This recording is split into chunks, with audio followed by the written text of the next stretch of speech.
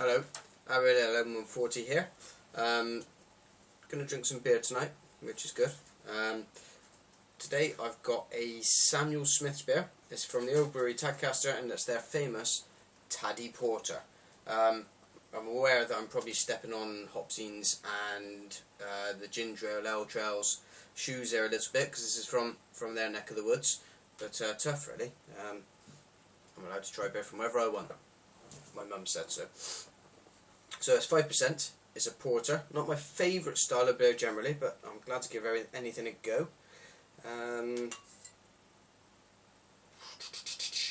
It's from the oldest brewery in Yorkshire, and the ingredients are water, malted barley, yeast, hops, roasted malt, cane sugar, seaweed findings, and carbon dioxide. Spot the odd one out there. Seaweed findings. In case you don't know what they're for, they're used at the end of the brewing process to clear the beer. So there you go. If you want a nice clean beer, they may well have used seaweed findings in it. But let's have a look. I'm going to crack this open now. Not much in the way of smoke there. There we go. Nice straight glass. Shouldn't mess your porter up. A nice glugging noise. Quite a luxurious glugging noise there. There's a bit of body to this. Not loads, but more than some of your thinner dark beers, that you'll get. I've left a bit of a head on it. Quite a generous head. Well, on a normal person's fingers and not a dwarf's fingers like mine, that's probably a one finger head, and I've not quite finished pouring it. Right, it does look nice. Lovely, lovely dark colour. Absolutely pitch black, really. Off-white head, hoping you can get that on there. And it's a fluffy head, which is nice. Looks like it's going to have staying power, that one. We'll see now as we go down the glass. Let's get into it.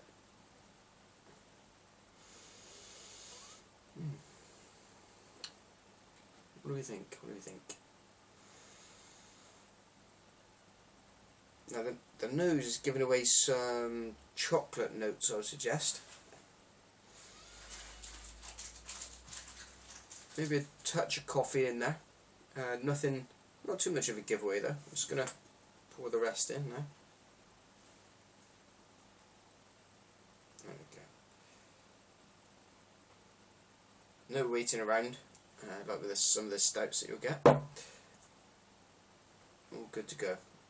There we go, that head's dissipated a bit now, but it's still clinging on. So I'm going to have a bit of a try at this and see what I think.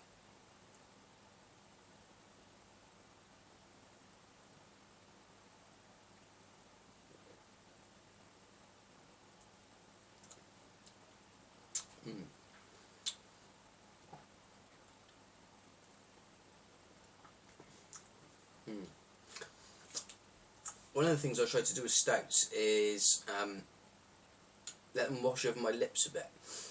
The reason I do that, more so than with your golden ale, which you want to get right to the back of your throat very quickly to get that hoppy goodness. The reason I let the stouts wash over everything a little bit more and then lick my lips is to get some of the sense of the sweeter notes in there. So having done that, there's definite kind of a caramel maltiness, which is tasty, and that's quite abiding. It's quite a fizzy beer, and they've actually named CO2 as carbon dioxide as one of the ingredients, which is unusual, I think. But yeah, very fizzy.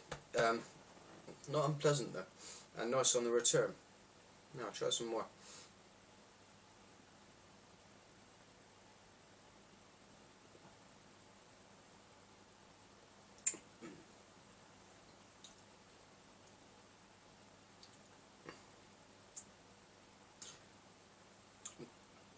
There's not hordes of coffee in there. It's actually quite a mild coffee, but I mean you're almost in kind of cappuccino territory. The head alone would probably suggest that to you. As we're getting on there, you can see the consistency of that head. One thing I normally do is try and get some on my finger. So there's not loads of it. You You can see it's not a very drippy one. Goes inside. What else does the bottle tell us? It's the small traditional British brewery, the oldest brewery in Yorkshire. They're a very traditional brewer. Most brewers now you'll see. I don't think you'll see these guys on Twitter or Facebook. If you want to get in contact with him, you have to write to Christian Horton at the Sammy Smiths Old Brewery, Tadcaster, North Yorkshire. With a pen? Yeah, with a pen and paper. LS249SB. Or you can phone them. They've actually got the phonograph, as I believe they call it in North Yorkshire, on 01937 832 225. If you want to do that to talk to them, I'm not sure why you would, but maybe you're interested in talking to brewers, then please do that. Yeah. Anything else? What's this say? Yorkshire's nicely embossed bottles. That must cost them a pretty penny. St Sammy Smiths and Yorkshire's oldest brewery. They've got some serving suggestions on there, and they're very precise. Mrs. Raylan 140 just pointed this out to me, and for Mrs. Raylan Guide's benefit, one of the things they recommend to have for this is cockles. So there you go. You need to get your cockles down your neck on this one. Crab or prawn cocktail, lobster basque, veal escalope, and chocolate mousse or chocolate cake.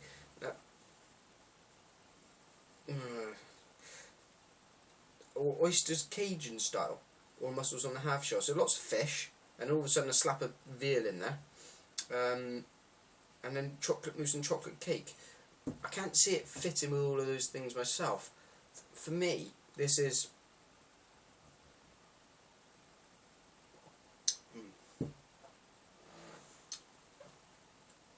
it's getting towards a nice winter beer. So as the nights are starting to draw in, or draw back out, as they are now in January, it's a nice one to sit down and savour. Now, as you'll have seen, most of my previous reviews have been around the more lightly coloured ales. That's because they are my favourite, but willing to give this a go. It's a good example of a porter, I would suggest. It's not a New World porter. Sammy Smiths don't do the New World thing, or if they do, I haven't discovered the one that they are doing in that style. They're good old-fashioned northern excuse me, beers. So if you're watching this in Yorkshire, you've probably already tried this, so ignore me if you wish. No doubt you'll have your own strong viewpoints being from Yorkshire. If you're watching this in somewhere else in the world and you want a good example of what northern people traditionally like to drink, this is worth a go.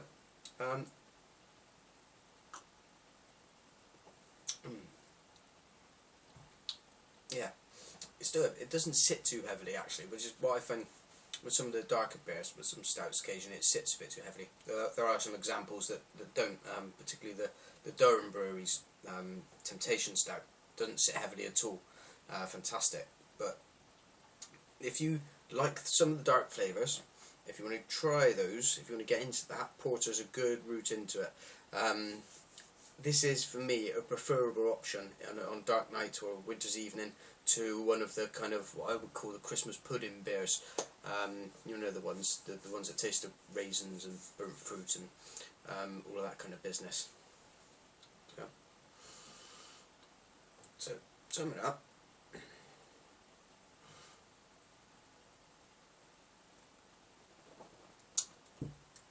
I'm gonna, now bearing in mind, you may give it a higher rating if you like porter, but for me, it's a good quality beer. It's probably the best one I've tasted of theirs actually.